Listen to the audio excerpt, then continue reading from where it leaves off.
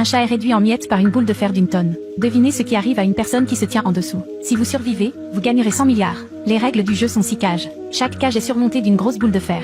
Une seule des 6 cages est sûre. Chaque cage correspond à un nombre de tamis. Seul le point que l'autre secoue est sûr. Le présentateur fait d'abord une démonstration. La première fois, ils ont touché un point. La deuxième fois, il a obtenu un point. La troisième fois, c'était encore un peu. Puis une quatrième fois, mais aucun résultat n'a été annoncé. Ils ont ensuite eu 30 minutes pour choisir la cage dans laquelle ils allaient entrer. Quiconque n'entrait pas dans la cage à l'heure prévue était tué. Un oncle a deviné. Ce tamis pèse plus sur le côté un point. Donc la quatrième fois pourrait aussi être un point, puisqu'il était si sûr. Ils l'ont laissé entrer dans la cage A en premier. Il a immédiatement été effrayé à nouveau. Seul Jacques réfléchissait. Il a toujours pensé qu'il y avait un problème avec la projection. Mais il n'arrivait pas à comprendre. C'est Karl qui s'est avancé. Il semblait avoir trouvé la réponse. Il est entré directement dans la cage 1, voir quelqu'un d'autre prendre l'initiative. Et tout le monde se précipite. Finalement, la cage était trop grande pour contenir.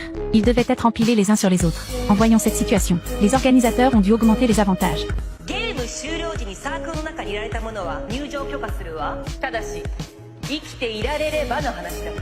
C'est comme ne rien dire du tout. Mais Jacques a eu l'idée. Il se souvient que les 2 premières fois où les organisateurs avaient crié sur le tamis, ils étaient gauchers. La 3e fois, il était droitier. C'était donc une vidéo préenregistrée, juste pour embrouiller tout le monde. Ce n'était pas vraiment 3. Avec ça, il est entré directement dans la cage 2. Les 2 adeptes ne savaient pas ce que Jacques préparait. Mais il ne restait que 7 minutes. Ils ont dû le suivre à l'intérieur. Les autres ont arrêté de se battre pour la cage 1. Ils sont tous partis en courant. Seulement Karl n'a pas bougé. C'est comme s'il avait tout sous contrôle.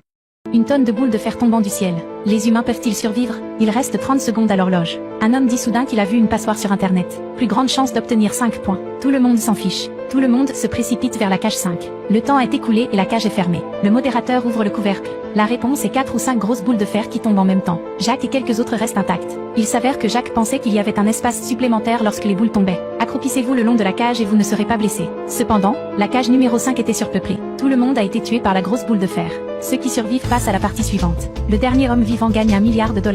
Le deuxième jeu se déroule sur une plateforme aérienne. Tu devais sauter de l'autre côté, mais un seul côté est sans mur. Les challengers doivent porter une capuche. Une fois qu'ils ont choisi le mur, ils tombent vers leur mort. Pour rendre la tâche encore plus difficile, les joueurs seront tournés 300 fois à gauche et 200 fois à droite pour perturber complètement la direction. Il y en aura un dans chacune des 4 directions. S'ils parviennent à vous faire tomber, ils recevront un bonus. Par conséquent, ces personnes tenteront de tromper le joueur de diverses manières. Jacques arrive sur la plateforme. Soudain, quelqu'un derrière lui a parlé et lui a demandé de s'approcher. Il a entendu la voix de son ami. En fait, l'homme était un membre du personnel déguisé. J'utilise juste un changeur de voix. Jacques a posé quelques questions privées. Il a répondu à toutes les questions. Il avait donc fait ses devoirs. La garde de Jacques était baissée, quand il était prêt à sauter. Soudain, Jacques a posé une autre question. Quel est le numéro de votre œil? Le travailleur camouflé était confus. Il ne savait pas non plus. Tout ce qu'il a pu dire, c'est qu'elle avait été usée. Mais Jacques se souvient clairement que l'œil de son ami était neuf. Il a deviné la trajectoire de l'autre homme. Puis l'homme derrière la porte à côté de lui a parlé. Il y a un mur devant le garçon, mais l'homme de l'autre côté lui dit de sauter par-dessus. Le chemin de la mort est sous ses pieds. Jacques porte une capuche noire.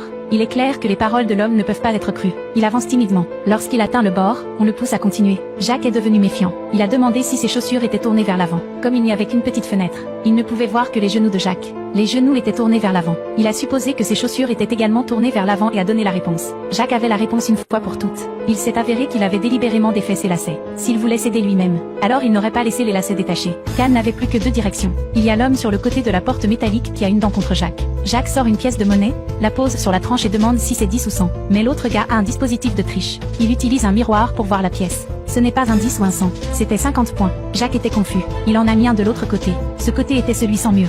Mais l'homme ne choisit pas de donner la réponse à Jacques, son intention est de perdre du temps. Avant qu'il ait pu sauter de la plateforme de la fin des temps, il a été automatiquement projeté dans l'abîme. Il n'avait pas d'autre choix que de revenir en arrière et de remettre la pièce. L'homme pouvait facilement voir le résultat avec son miroir. Cependant, Jacques avait déjà la réponse dans son esprit. Sa pièce a été placée à l'intérieur, sans l'utilisation d'accessoires.